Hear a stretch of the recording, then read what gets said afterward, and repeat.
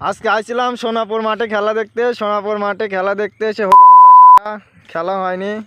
এখন যাচ্ছি রামাগাড়ি পেঁয়াজি খাইতে। পেঁয়াজি খাওয়া দাওয়া করে যাব সুইচ গেটে। সুইচ গেটে যাওয়ার পর যাব দরামপুর ব্রিজে। দরামপুর ব্রিজ থেকে বাসায়। আজকের দিনটাই পুরাই হোক। রোহিঙ্গা রোহিঙ্গা সবগুলো রোহিঙ্গা।